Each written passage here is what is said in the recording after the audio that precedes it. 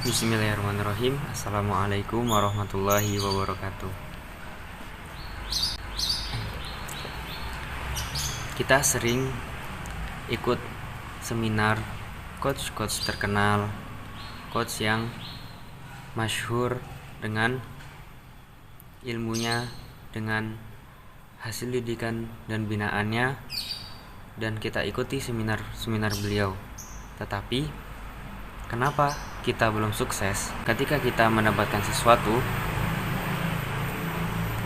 yang tidak mendekatkan kepada Allah Subhanahu wa taala? Maka ada yang salah. Kuncinya adalah rezeki adalah sesuatu yang mendekatkan kepada Allah. Rezeki adalah yang menambahkan kebaikan kepada kita. Dan apa yang menyebabkan kita gagal selalu? Kita sudah berusaha tetapi jatuh lagi. Ternyata kita masih menjadikan hawa nafsu sebagai Tuhan kita. Maksudnya adalah hawa nafsu yang kita ikuti terus. Karena kita ikuti terus, maka seolah-olah hawa nafsu seperti Tuhan bagi kita. Maka kita perlu melihat rumus sukses. Ada pada surat Nur ayat 51 dan 52. Ayat yang pertama, innama kana qaulal mu'minina idza du'u ilallahi wa rasulihi liyahkuma bainahum ay yaqulu sami'na wa ata'na wa ulaika humul muflihun. Sesungguhnya jawaban orang-orang mukmin apabila mereka dipanggil kepada Allah dan Rasulnya agar mengadili di antara mereka, maka mereka ucapkan adalah kami mendengar dan kami patuh. Nah, di sini disebutkan apa hadiah dari ketaatan? Hadiah dari ketaatan adalah beruntung.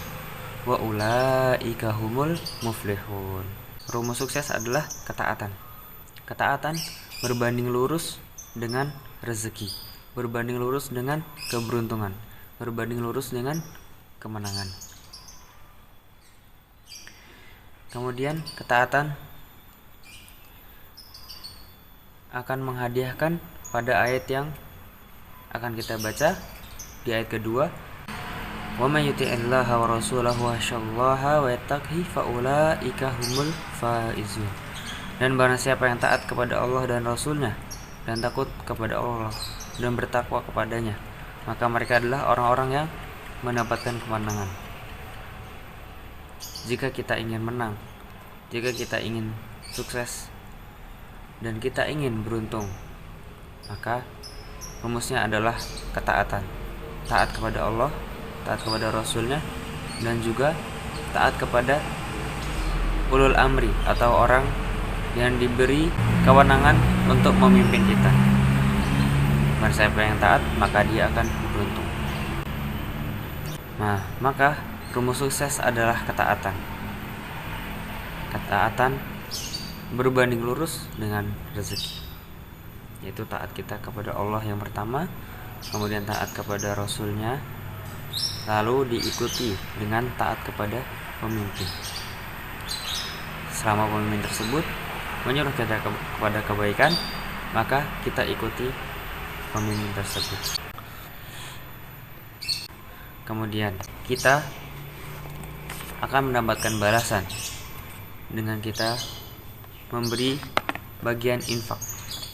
Nah, itu disebut pada ayat yas'alunaka madza yunfikun qul ma anfaqtum min khairin falil walidaini wal aqrabina wal yatama wal masakin wa banis sabil wa ma taf'alu min khairin fa innallaha bihi alim.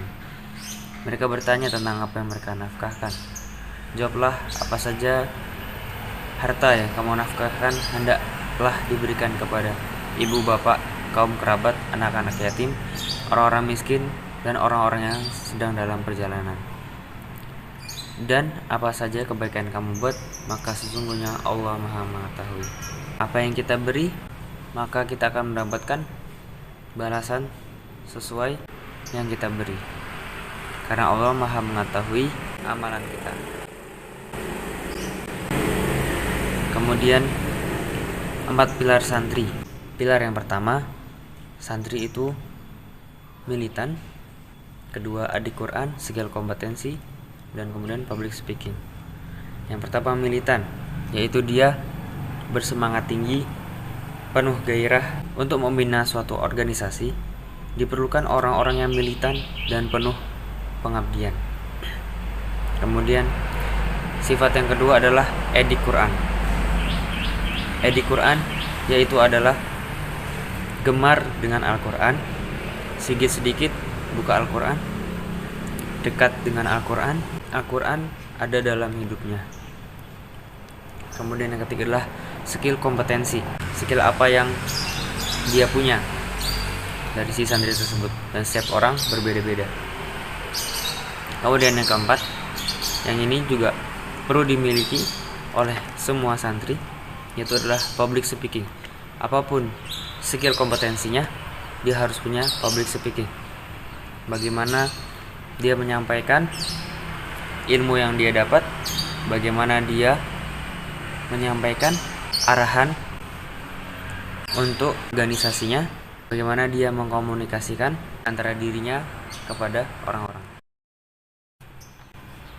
Kemudian di hari kedua kita belajar tentang pilar pebisnis. Para pebisnis harus memiliki pilar-pilar, memiliki sifat-sifat, memiliki habit-habit yang dia perlukan agar bisnisnya sukses sebagai penumpang dari usaha yang dia jalankan. Yang pertama adalah karakter pribadi. Seorang pebisnis, dia memiliki karakter pribadi yang berorientasi pada kesuksesan dunia dan akhirat. Tidak hanya keuntungan dunia, dia juga mencari akhirat. Dan dia fokus kepada keuntungan akhirat dan tidak lupa bagian yang dia ambil dari dunia. Kemudian yang kedua adalah siap memimpin dan dipimpin. Ketika dia memimpin, dia siap dan bisa. Dan ketika dia dipimpin, dia siap dan dia mau. Kemudian seorang pebisnis memiliki karakter dalam bisnisnya. Dalam bisnisnya harus dipastikan bisnisnya halal, baik cara berbisnisnya ataupun barang-barang yang dia masukkan ke dalam bisnis. Lalu yang kedua adalah bisnisnya adalah bisnis yang berinvestasi. Kemudian masuk ke karakter muslim. Seorang pebisnis yang muslim, dia memiliki karakter yang pertama adalah Al-Quran dan Sunnah sebagai acuan hidupnya, menjadikan Al-Quran dan As-Sunnah sebagai rujukan dalam dia berbisnis. Kemudian yang kedua, dia sering berpesan untuk bersabar dan berkasih sayang. Tidak hanya bersabar, dia juga menasihatkan untuk saling berkasih sayang. Jika kita mengajar bisnis tetapi jiwa kita belum matang, maka kita akan jatuh. Maka pilar-pilar yang tadi dari pilar pebisnis itu perlu ada dalam jiwa kita. Ketika poin-poin tadi sudah terkumpul dalam diri kita, maka jiwa kita menjadi matang. Ya ayyuhalladzina amanu in tansurullaha yansurkum wa yutsabbit aqdamakum. Allah akan mengokohkan kita. Dalam berbisnis kita menolong Allah, maka kita akan ditolong oleh Allah. Kemudian kita masuk ke roadmap spiritual enterprise.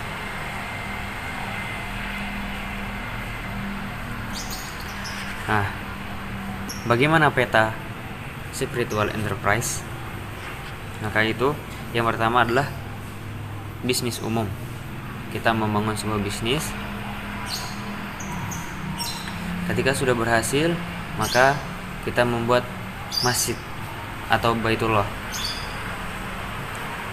Setelah kita mempunyai bisnis, maka yang pertama kali kita bangun adalah masjid atau baitullah, rumah Allah. Karena awal kali peradaban adalah berawal dari masjid. Setelah itu kita membangun pendidikan atau Baitut Tarbiyah. Kemudian kita membangun Ziswaf atau Baitul Mal. Lalu yang kelima adalah pengembangan bisnis. Maka yang keenam adalah kita membangun peradaban. Lalu bagaimana cara kita menginstal spiritual enterprise dalam bisnis kita? Nah, di sini diperlukan langkah-langkah agar spiritual enterprise ada dalam bisnis kita. Yang pertama adalah suka dan cinta. Yang kedua adalah mensupport. Yang ketiga adalah terlibat langsung. Yang keempat adalah larut. Pertama, kita memulai minimal dengan cara suka dan cinta. Ada fase-fase untuk menginstal. Jika kita sudah ada modal ilmu dan harta, maka mulai saja dulu. Start. Kita mulai. Jika kita sudah punya modal ilmu dan modal harta, maka kita bisa mulai untuk menginstal fase-fase tersebut. Start dimulai dari sekarang. Nanti insya Allah yang menyempurnakan. Terus bergerak, jangan berhenti. Tetap bergerak walau sekecil apapun. Maka insya Allah pelan-pelan Allah akan perbaiki. Lalu bagaimana tahapan-tahapan menginstal spiritual enterprise? Yang satu adalah suka dan cinta. Yang pertama adalah suka dan cinta. Kita bisa mulai dari masjid. Kita mulai spiritual enterprise dari masjid. Ketika kita melihat masjid, maka kita masuk ke poin pertama, suka dan cinta. Suka dan cinta. Kita positive thinking dulu pada orang-orang yang pergi dan masuk ke dalam masjid. Kita senang pada mereka. Kita buat diri kita suka dengan orang-orang yang memakmurkan masjid. Orang yang masuk ke dalam melakukan sholat, membaca Al-Quran, membuat halaqah ilmu di situ, atau bermusyawarah, atau diskusi ilmiah di dalamnya, maka kita suka kepada orang-orang yang berada di masjid. Kemudian yang kedua, kita bisa berjamaah. Kita ikut sholat, kita ikut memakmurkan. Nah, ketika sudah seperti itu, kita ajak. Selanjutnya yang ketiga adalah kita ajak berjamaah. Kita ajak keluarga untuk sholat berjamaah. Kemudian kita masuk ke poin support. Bagaimana kita mensupport masjid? Kita dapat membangun masjid. Jika kita sudah punya bisnis, kita dapat membangun masjid di kantor kita. Kemudian ketika sudah ada masjid di kantor kita, maka kita bisa membuat program-program apa yang dapat dilakukan di masjid kita. Kemudian kita bisa syiarkan, bisa lewat media sosial. Tujuannya bukan riya. Jadi kita perlu mengingat, tujuan kita mensyiarkan bukanlah riya, tetapi kita niatkan untuk berdakwah. Kemudian yang keempat adalah istiqomah. Setelah kita membangun masjid, kemudian kita membuat program, kemudian kita mensyiarkan, maka kita istiqomah. Kemudian yang ketiga adalah terlibat langsung di dalamnya. Kita bisa terjun langsung ke lapangan, ikut turun langsung menuju ke lokasi. Jika kita punya ilmu, apa yang bisa kita sampaikan dari ilmu-ilmu yang kita miliki, kita ikut terlibat mengajar. Kemudian tahap yang keempat, maka spiritual enterprise sudah larut dalam bisnis kita, sudah menjadi bagian yang tidak dapat dipisahkan satu dengan yang lain. Kemudian kita benerin bisnis kita dengan cara kita benerin niat kita. Ada seseorang yang menolak tawaran 400% karena ada yang menawarkan lebih daripada itu. Siapa beliau? Yang menolak 400% demi 1000%. Siapakah beliau? Beliau adalah Utsman bin Affan radhiyallahu anha. Ketika beliau menggratiskan seluruh kafilah dagang. Ketika kafilah dagang beliau datang ke Madinah, maka para tengkulak dan para pedagang menawar kepada beliau untuk membeli barang-barang beliau 4 kali lipat, tetapi beliau menolak. Kafilah unta-unta yang berisi dagangan tersebut untuk dibeli oleh para pedagang dengan harga 4 kali lipat. Lalu beliau mensedekahkan kafilah dagang tersebut yang banyak, yang berombong-rombongan untuk penduduk Madinah, karena pada saat itu sedang terjadi musim yang susah untuk mencari makanan. Kemudian ada pelajaran dari surat di dalam Al-Quran. Salah satunya adalah surat At-Tin. Apa yang kita dapat ambil faedah dari buah tin dan zaitun? Mereka bisa hidup di daerah sulit air. Maka kita bisa meniru. Kita tetap bisa hidup, kita tetap bisa produktif, kita tetap bisa berkembang walaupun tempat tidak mendukung, tetapi keinginan kita, tujuan kita, energi kita yang menerabas semua halangan-halangan di tempat kita berada. Kemudian pelajaran kedua dari surat At-Tin adalah kita fokus mencari solusi dengan kita hidup mandiri dan kita tidak terfokus pada masalah, tetapi kita mencoba untuk mandiri. Kemudian pelajaran yang kita dapat dari surat An-Nahl, kebaikan bertebaran di mana-mana, seperti itu. Dan jangan lupa agar kita tidak lepas dari yang namanya lemah lembut, sifat ar-rahmah, berkasih sayang, lemah lembut kepada orang lain. Ya, itu adalah setengah jalan dari kita menginstal spiritual enterprise dalam bisnis kita. Insya Allah kita lanjutkan lagi kelanjutan dari spiritual enterprise di part kedua.